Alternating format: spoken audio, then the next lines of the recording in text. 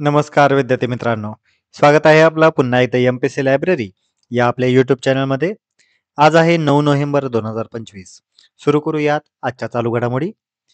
सर्वप्रथम आज आपण पाहणार आहोत भारतातील पहिले न्यायालयीन शहर हे कुठे स्थापन होणार आहे. हुरून इंडिया फिलॅन्थ्रॉफी 2025 नुसार कोण आघाडीवर आहे.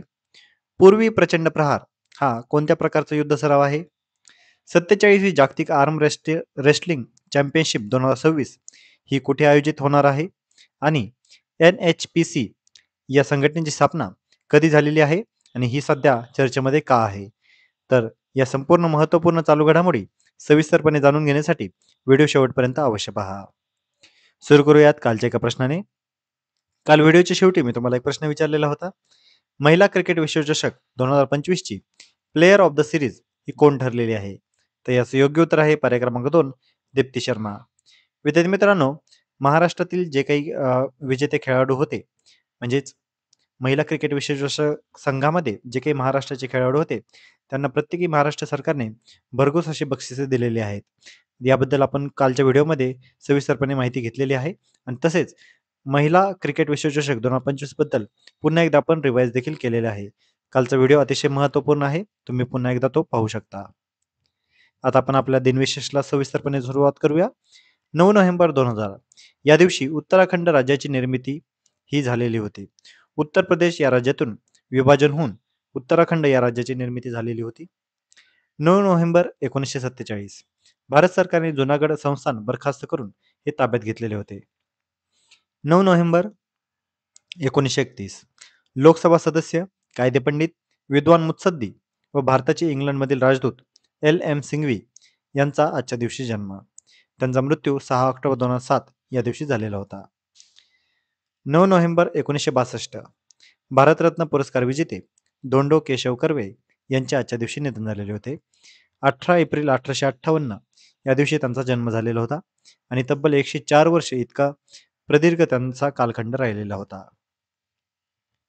तर विद्यार्थी मित्रांनो, आता आपण सविस्तरपणे चालू घडामोडींना सुरुवात करूया. प्रश्न क्रमांक पहिला. भारतातील पहिले न्यायालयीन शहर हे कोणत्या राज्यामध्ये बांधले जाणार आहे. तर यासाठीचे पर्याय आहेत पर्याय क्रमांक 1 तामिळनाडू, पर्याय क्रमांक 2 महाराष्ट्र, पर्याय क्रमांक 3 केरळ आणि पर्याय क्रमांक 4 गुजरात. तर या प्रश्नाचे योग्य उत्तर आहे पर्याय क्रमांक 3 केरळ. केरळमध्ये आता पहिले न्यायालयीन शहर हे स्थापन होणार आहे. याचं ठिकाण असणार आहे कलामसेरी, जे कोची जिल्हा या ठिकाणी आहे. 27 एकर जागेवर हे न्यायालयीन शहर बांधले जाणार आहे. तर यासाठी 1000 कोटी इतका प्रचंड खर्च येणार आहे.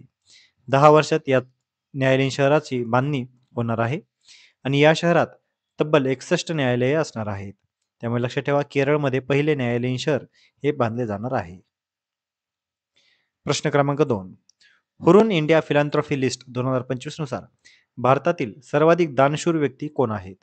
तर यासाठीचे पर्याय आहेत पर्याय क्रमांक 1 मुकेश अंबानी, पर्याय क्रमांक 2 रतन टाटा, पर्याय क्रमांक 3 शिव नाडर आणि कुटुंब आणि पर्याय क्रमांक 4 बजाज कुटुंब.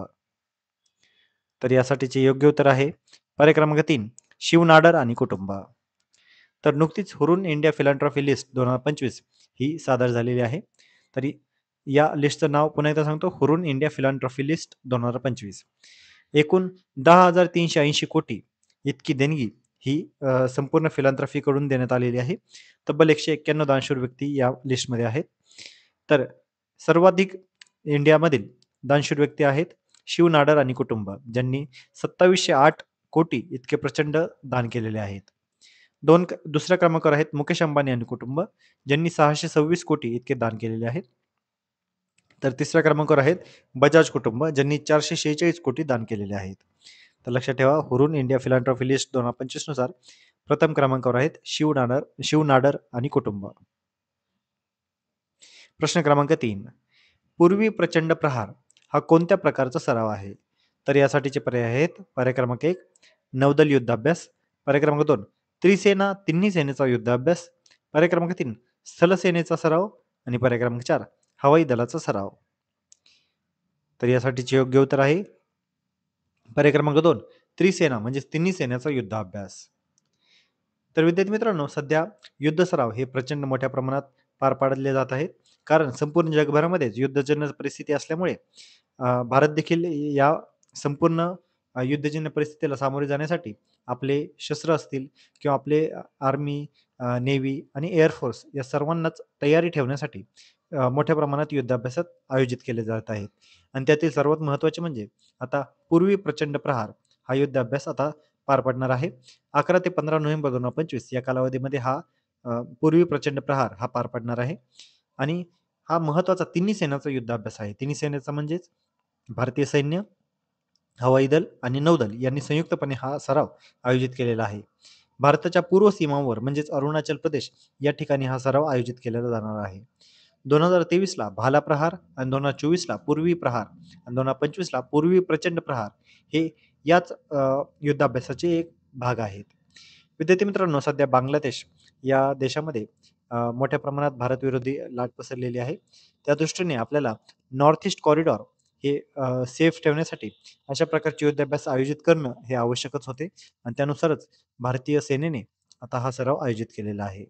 नाव लक्षात असू द्या, पूर्वी प्रचंड प्रहार आणि हा आयोजित केला जाणार आहे पूर्वी सीमावर म्हणजेच अरुणाचल प्रदेश या ठिकाणी. प्रश्न क्रमांक 4. 47वी जागतिक आर्म रेस्टलिंग चॅम्पियनशिप 2026 ही कोणत्या देशामध्ये होणार आहे? तर यासाठीचे पर्याय आहेत: पर्याय क्रमांक 1 भारत, पर्याय क्रमांक 2 जपान, पर्याय क्रमांक 3 रशिया आणि पर्याय क्रमांक 4 चीन. तर या प्रश्नाचे योग्य उत्तर आहे पर्याय क्रमांक 1 भारत. तर जागतिक आर्म रेस्लिंग चॅम्पियनशिप 2026 याचं आयोजन हे भारतामध्ये होणार आहे. याची 47वी ही आवृत्ती असणार आहे. भारतामध्ये 4थ्या वेळी याचं आयोजन केलं जात आहे. आयोजन People's Arm Wrestling Federation of India म्हणजेच PAFI द्वारे होणार आहे. PAFI चे अध्यक्ष आहेत प्रीती झांजिया.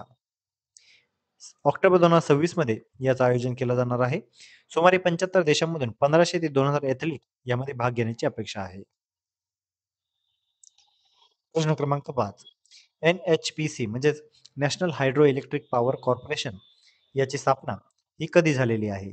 तर यासाठीचे पर्याय आहेत: पर्याय क्रमांक 1 7 नोव्हेंबर 1975, पर्याय क्रमांक 2 15 ऑगस्ट 1974, पर्याय क्रमांक 3 26 जानेवारी 1976 आणि पर्याय क्रमांक 4 5 सप्टेंबर 1975. तर या प्रश्नाचे योग्य उत्तर आहे पर्याय क्रमांक 1 7 नोव्हेंबर 1975. तर NHPCचा आता नुकताच 50वा स्थापना दिन हा साजरा झालेला आहे. 7 नोव्हेंबर 1975 या दिवशी हा स्थापना दिवस साजरा करण्यात आला.